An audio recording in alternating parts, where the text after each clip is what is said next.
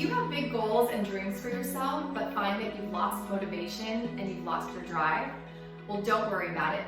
I have got you covered. I'm going to share with you right here on this video 5 ways to remotivate yourself after you've lost your drive.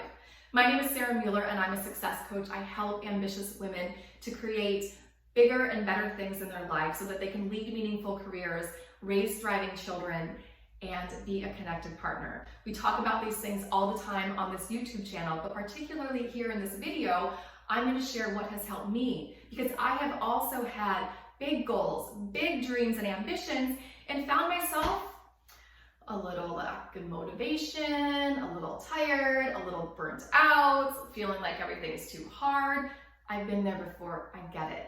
Right here on this video, I'm going to share with you what has worked for me as well as for my clients to help them remotivate themselves and be driven to achieve our goals. But first, make sure that you hit the bell and subscribe so that you get all the goodies that I'm going to drop every single week right here for you on this YouTube channel. Okay, so I want you to first understand that I honor you for having the big goals and the dreams that you have. I know that they were placed in your heart for a reason, and I know that you're accomplishing them will make our world a better place.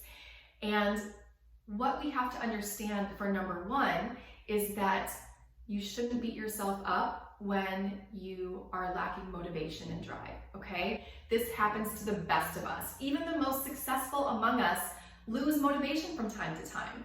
So understand that and don't beat yourself up. Understand that you're not going to feel like doing the thing every day, but instead, I'm going to share with you the next steps that will help you continue to keep moving forward, because discipline is what will get you to your goal, and discipline is continuing to do the work even when the excitement that you had when you set that goal has passed. Okay, so moving on to step number 2, tap back into your why. What is the purpose behind your goal? Why is it so important to you? And I want you to go deeper than just the surface level. Well, I really want to achieve this goal. It's going to make me feel good.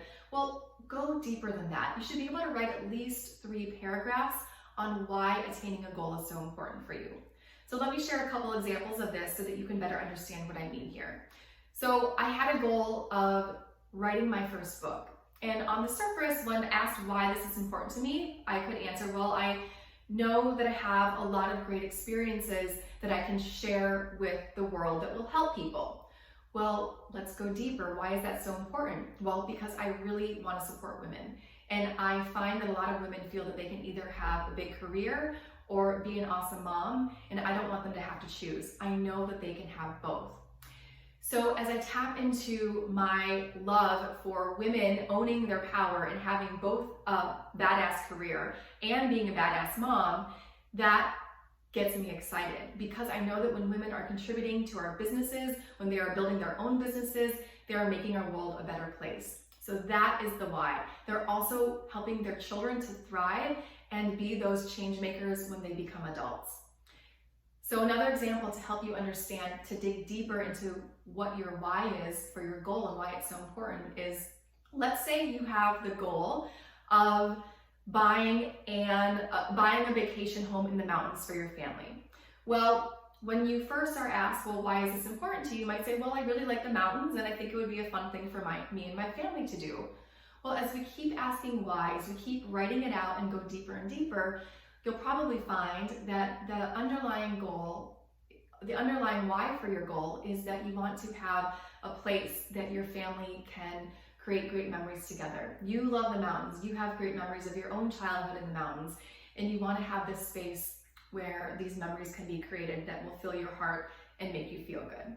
Okay, so hopefully you're understanding how to get deeper into your why, because once you tap back into your why, once your why is strong enough, the goal will take care of itself. Okay, it's like you're on a mission to complete your purpose.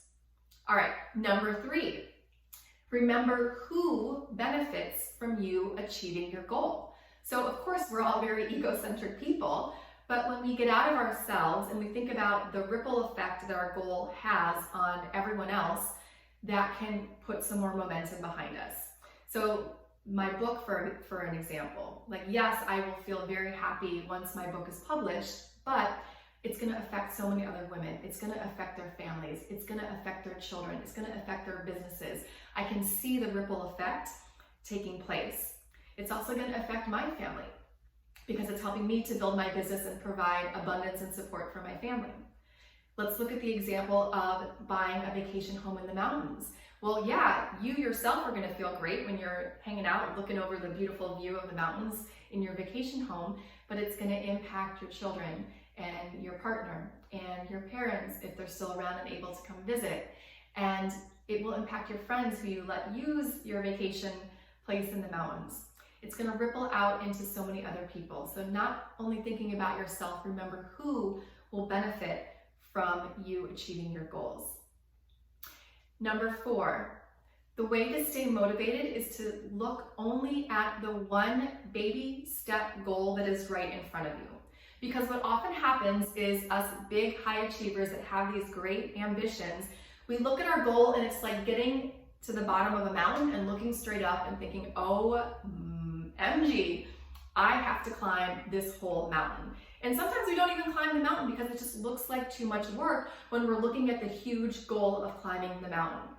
But if we forget about the big goal and we just focus on what is right in front of us, just the next step, or just this next mini path that takes us 10 minutes to get to our next water break station, if we focus on just the baby step that's right in front of us, like that's a lot more doable.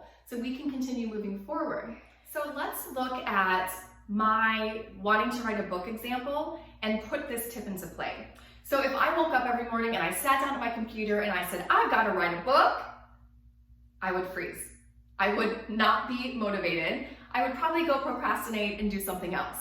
But what helped me to actually get my first draft complete was to, sure, have an outline, have a loose structure so that I knew where I was going, but I had a very tiny goal, a baby step goal that I could take every day. Some days that goal was just to write 250 words, and some days it was just to write for 10 minutes. 10 minutes is totally doable for any of us on any of the big goals that we're working towards. And here's the thing, once I took those little steps every single day, that made me feel successful. That made me feel accomplished. That brought about energy in me, so I kept going forward day after day after day, those baby steps in order to move on and stay motivated. Okay, let's talk about now tip number 5, and that is to not focus on your outcome and instead focus on the journey. Because here's what, if all we're focusing on is I'm gonna be happy once I achieve this goal, I'm gonna be happy once I get my book done, I'm gonna be happy once I have the baby, I'm gonna be happy once I get married, I'm gonna be happy once I get the promotion or the big house or the car or whatever it is, whatever we're working towards, we aren't happy right now. And if we're not happy right now, we aren't going to be happy, we aren't going to be motivated to keep going when we get that goal. So bring your focus away from that outcome and into the tiny baby steps that I talked about, and into being happy in the moment and what that means for you in your joy, in your passion, in your purpose.